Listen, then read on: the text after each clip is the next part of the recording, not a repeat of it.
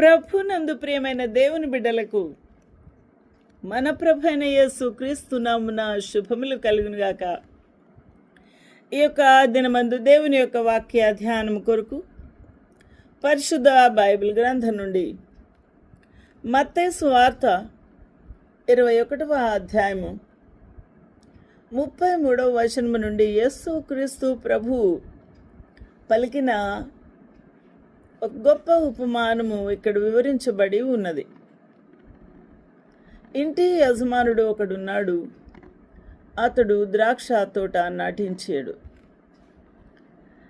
దాని చుట్టూ కంచె వేయించి అందులో ద్రాక్షల తొట్టి తొలిపించి గోపురము కట్టించి ఉన్నాడు. కాపులకు దాన్ని గుత్తకిచ్చి దేశాంతరము పోయాను. ఇక్కడ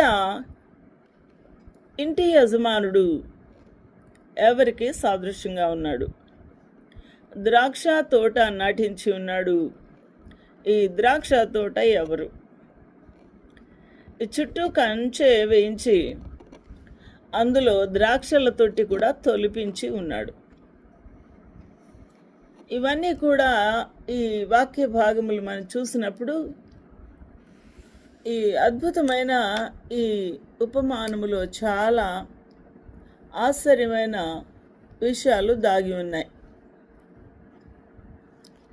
ఆయన ఐగుప్తు దేశములో నుండి, ఆయన అనగా దేవుడు, ఐగుప్తు దేశములో నుండి మంచి ద్రాక్షావళినే తీసుకొని వచ్చి ఉన్నాడు.